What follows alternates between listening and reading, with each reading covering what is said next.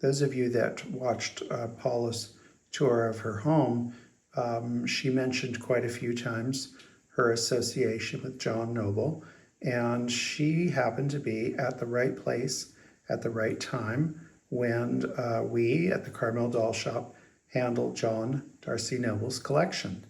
And those of you who do not know who John is, you really should try to find his books, which are a wonderful resource of information, and his writing style is very conversational, and you'll actually get to know him through his books. And he was a gentleman and a scholar, English gentleman and a scholar. And one of my favorite books is the Selected Writings of John Darcy Nobles. And this was his favorite articles or popular articles from 1982 to 1995. And I believe he did the articles for Dolls magazines. And in one of his articles, he wrote about auctioneers' mistakes.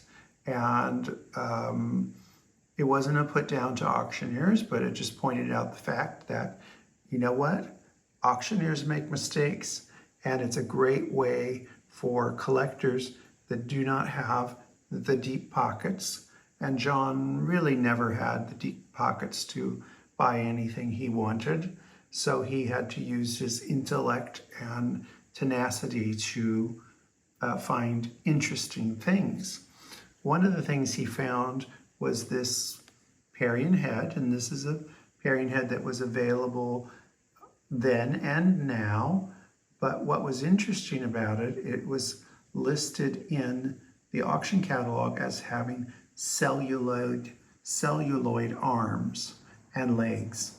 John knew that this doll would have not had celluloid arms and legs, and he didn't tell anyone, but he knew that it had a scrimshaw body, meaning the lower legs were scrimshaw and the upper legs were scrimshaw, and then the mid-torso was some kind of finding from the ship.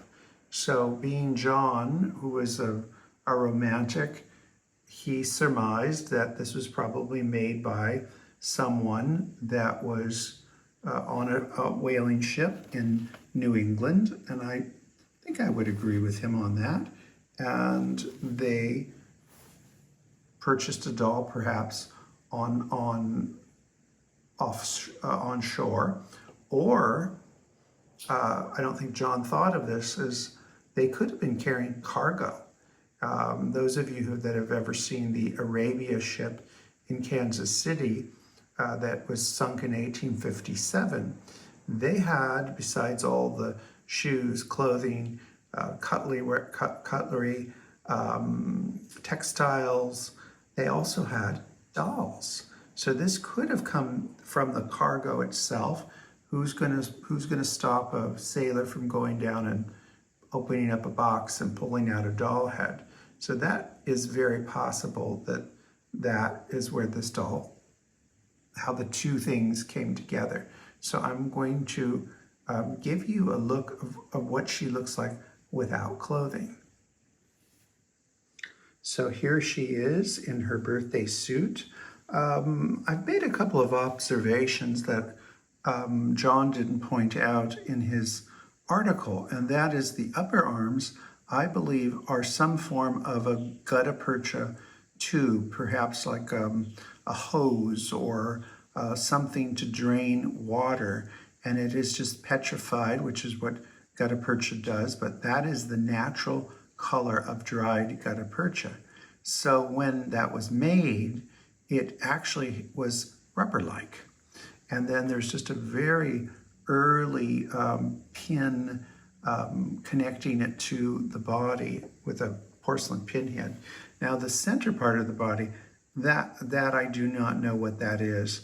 Someone out there that is familiar with ships, it might be something that was used with ropes, how they transported ropes around. So someone out there that has a knowledge of sailing will probably know what that is. I don't sail. But here you can see what was very interesting is the arms and the legs, how they were articulated out of scrimshaw. And actually, I think that they're very well done when you consider that it's a semi-hard material to carve. And you know, it was made with love and care. And again, here you can see that the body, the midsection of the body, had to have had another use than just a scrap. It had, I'm sure it was something that was decommissioned.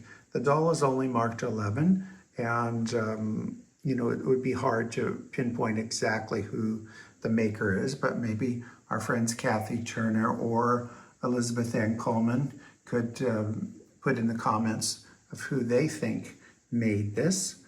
Now, what I think is really funny is that this doll came undressed.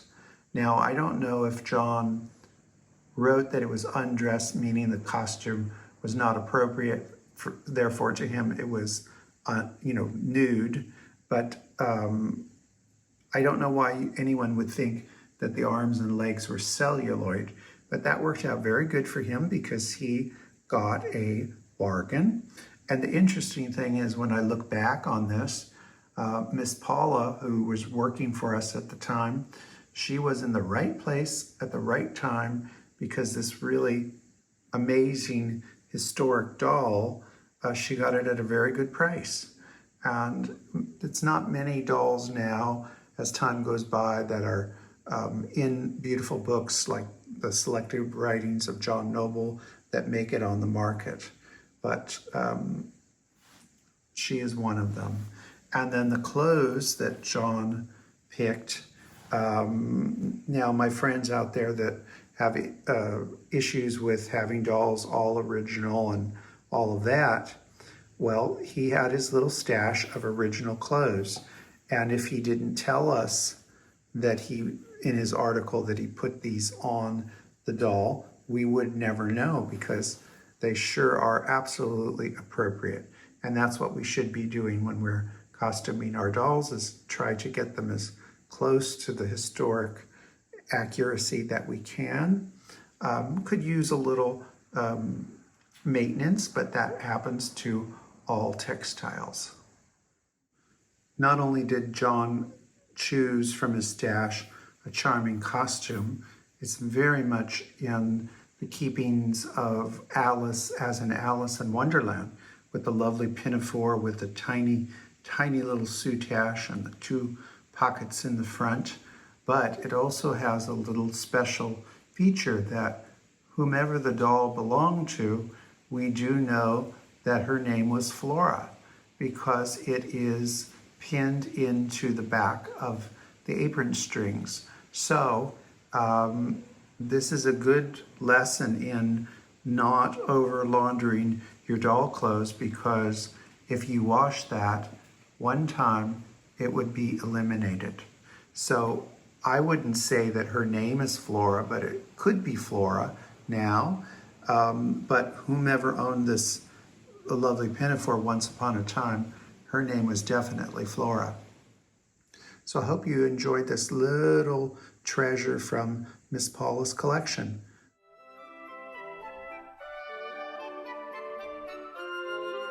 Remember to like, subscribe, and hit that notification button.